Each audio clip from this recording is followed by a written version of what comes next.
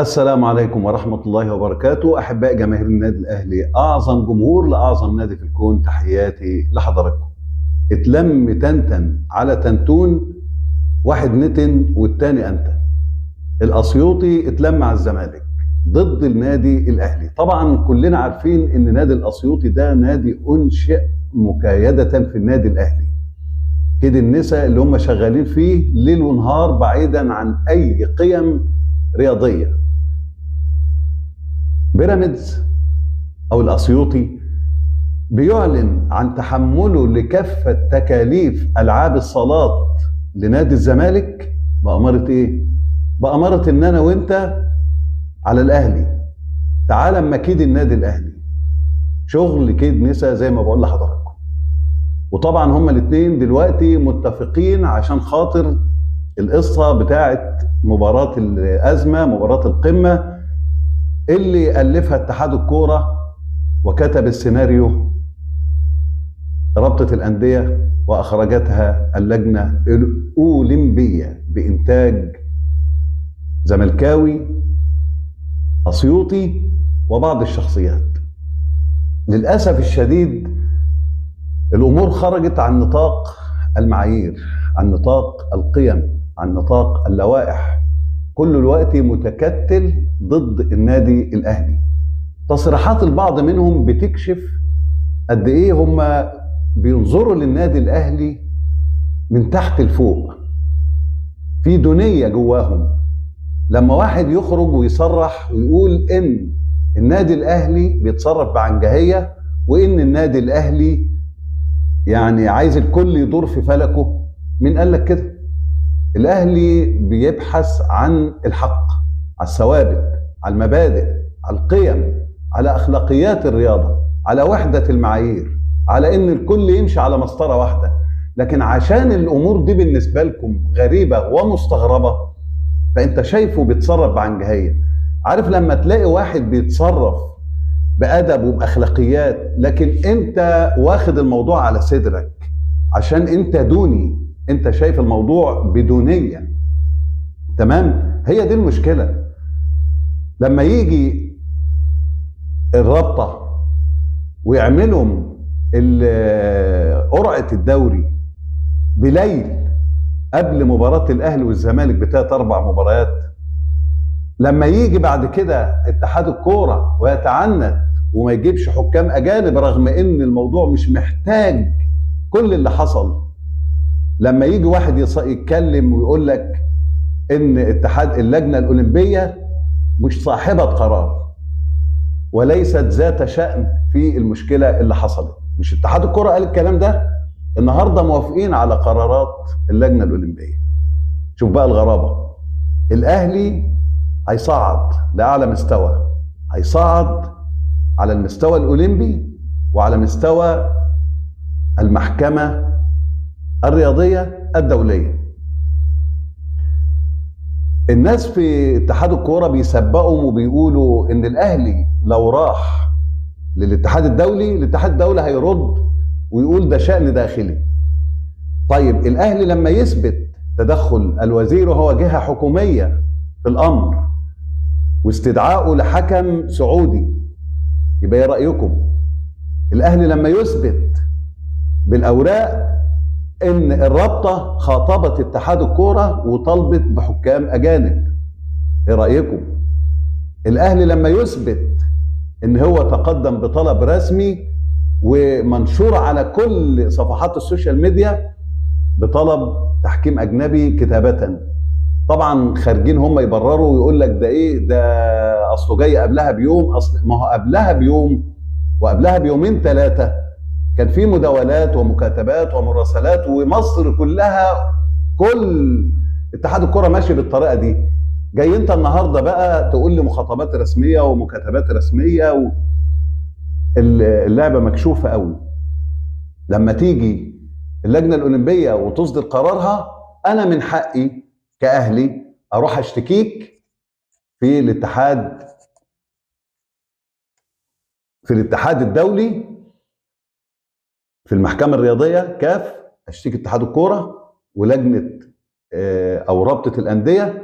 ومن حقي ايضا ان انا كاهلي اشتكي للجنه الاولمبيه الدوليه، اقول لها ان في اوجه قصور حصلت اثناء نظر الازمه اللي كانت متداوله. ابرزها ايه؟ اللجنه الاولمبيه بتاعتنا في مصر قالت ان هي هتعقد جلسه استماع لجميع الاطراف، وان من حق كل نادي، وده قانونا مثبت يعني، من حق كل نادي ان هو يستمع لدفوع الطرف الاخر. يبقى كان من حق الاهلي يسمع اتحاد الكوره قال ايه وقدم دفوع شكلها ايه عشان يرد. ايضا الشفافيه تقتضي ان الاهلي يعرف الرابطه قالت ايه وليه غيرت موقفها. كل الاطراف حتى الزمالك اللي حشر نفسه في القضيه وفي الازمه من حق الاهلي يسمع برضه ويعرف هو قال ايه. طيب لما انت تمنع جلسه الاستماع وتمنع الاهلي من حق اصيل له، يبقى انا من حق اشتكيك في اللجنه الاولمبيه. الحقيقه انا عملت استطلاع راي لجماهير النادي الاهلي على مستوى صفحات السوشيال ميديا وتعليقات الناس على الفيديوهات الاهلاويه بتاعت على اليوتيوبرز الاهلاويه وكده، وعملت على صفحتي الشخصيه، وفي النهايه وصلت لان عدد من الناس جماهير النادي الاهلي للاسف يعني، او مش للاسف، هي اما تبقى في قضيه او حاجه محيره بالشكل اللي احنا وصلنا له بيبقى في تباين اراء. اللي حصل ان استطلاع الراي نتيجته جت كالتالي: انا جبت 1300 عينه من اراء جماهير النادي الاهلي من خلال ارائهم، تعليقاتهم، في اسئله مباشره انا وجهتها على صفحتي الشخصيه اللي باسم دكتور مأمون الفداوي. كل ده خرجت منه ب 1300 مشجع، منهم 477 اهلاوي بنسبه 31.39% اقترحوا الانسحاب من الدوري، دي اكبر نسبه، والتصعيد لاعلى مستوى بالشكوى للجنه الاولمبيه الدوليه واللجنه والمحكمه الرياضيه الدوليه. 380 اهلاوي بنسبه 33.69% اقترحوا استكمال الدوري مع التصعيد. ليه؟ قال لك لتفويت الفرصه على الزمالك ان هو يحصل على المركز الثاني، وده يعني المخطط الاعظم بالنسبه للجميع ان الزمالك يوصل للمركز الثاني على امل ان هو يشارك في بطوله افريقيا اللي جايه. خدتوا بال حضراتكم؟ فده اللي بيبحثوا عنه، ان بيراميدز ياخد الدوري والزمالك يطلع الثاني فيشارك، والاهلي هم بقى يقعدوا ايه يرفعوا ايديهم كده لربنا ان الاهلي يخسر بطوله افريقيا عشان ما يكسبهاش وما يلعبش الموسم اللي جاي بوصفه حامل اللقب. هيموتوا وعايزين يشاركوا في كاس العالم للانديه، كاس العالم للانديه اللي هو بيبقى المصغر يعني. طيب في كمان نسبه تانية اللي هي 318 اهلاوي بنسبه 24% اقترحوا ان اداره الاهلي تطلب عقد جمعيه عموميه طارئه وتعرض عليهم الامر برمته، واللجنه او الجمعيه العموميه ما تقرره يمتثل له مجلس اداره الاهلي. والناس دي قالت ان ده من شأنه ان هو يرفع الضغط والحمل عن اداره النادي الاهلي ويقوي موقف الاداره في مواجهه كهنه المعبد الكروي اللي متضامنين الوقت كلهم ضد الاهلي.